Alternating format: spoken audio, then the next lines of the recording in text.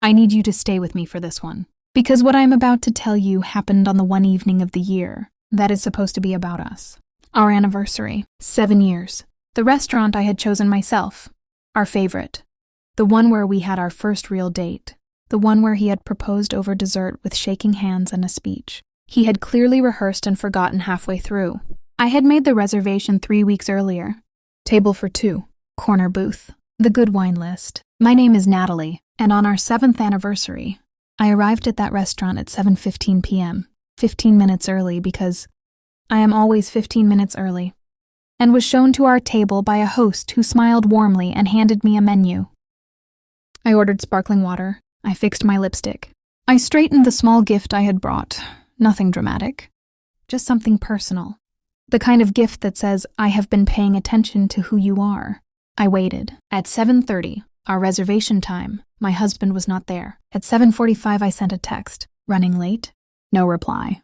At 7:52, I called. Voicemail. And then, at 7:58, while I was deciding whether to order bread or simply leave, the restaurant door opened. My husband walked in. He was not alone. She was beside him, close, comfortable, laughing at something he had just said. Dark hair, elegant, the kind of woman who knows exactly how she looks walking into a room and has made peace with that knowledge. I recognized her immediately. His secretary, a woman I had met at 3 company events. A woman who had shaken my hand each time with warm professional friendliness. They did not see me. The host approached them. I watched my husband give his name. I watched the host check the reservation. I watched something shift in the host's expression as he looked across the room. Toward the corner booth, toward me. My husband followed his gaze, and our eyes met across the restaurant. If you have ever sat in a room and watched something you couldn't unsee, subscribe to this channel right now, because what happened in the next 60 seconds is something I will never forget, and neither will you.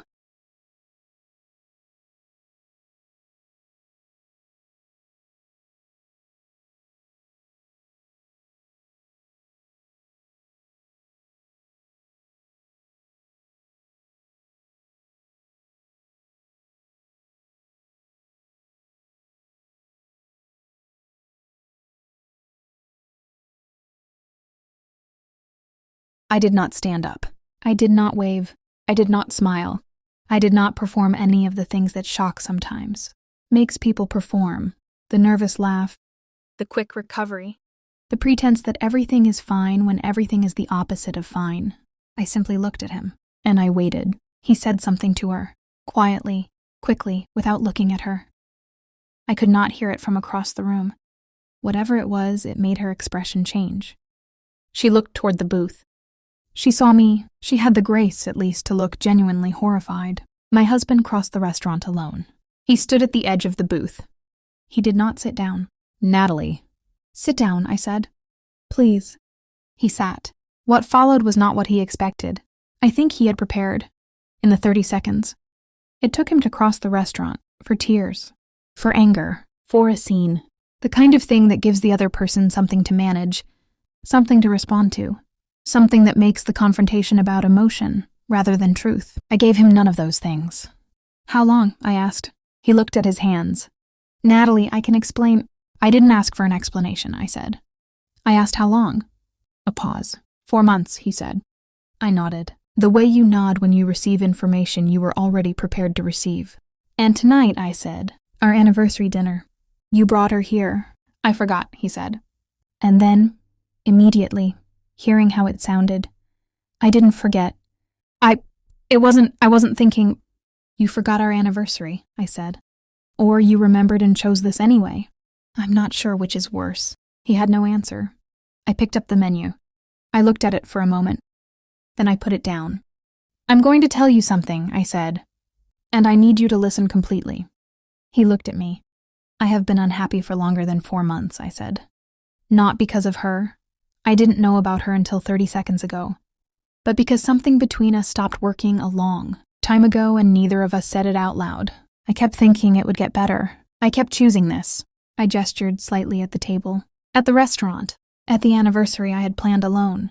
Tonight, I said, I am choosing differently. I reached into my bag. I placed the small anniversary gift on the table. The one I had wrapped carefully. The one that said I have been paying attention. I'm leaving now, I said. You should probably go check on her. She looked uncomfortable. I stood up. I straightened my dress. I picked up my bag, and I walked out of that restaurant with my head so high it ached. The next 6 months were the most clarifying of my life. I moved out within 2 weeks. Into a small apartment I had found with a speed that surprised even me. I filed for divorce the following month. I did it calmly with a lawyer I had chosen carefully, without drama or public confrontation, or any of the performances that betrayal sometimes invites. My husband tried several times to have conversations that began with, "Can we just," and ended with some version of asking whether things could be different. I listened each time, politely, completely, and then I told him the same thing each time.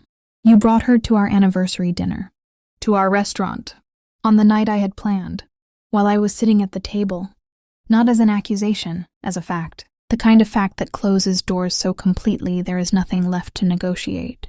The secretary, her name was Priya, and I have since made a deliberate choice not to think of her as anything other than someone who made her own choices. Ended things with him 3 months after the restaurant. I heard this through someone we both knew and felt, honestly. Nothing beyond a quiet recognition that things had unfolded the way things usually unfold when they are, built on a foundation that was never solid. I celebrated my first anniversary alone. My anniversary of leaving in with the best meal I have ever cooked for myself. A bottle of wine I had been saving, and a profound and entirely unexpected sense of contentment. I am dating again, carefully, with the particular attention of someone who has learned, at some cost, the difference between someone who remembers and someone who forgets. Here is what a corner booth and a restaurant door and 60 seconds of eye contact taught me. Dignity is not something that can be taken from you in a restaurant. It is something you carry in, and something you choose, in the hardest moment, to carry back out.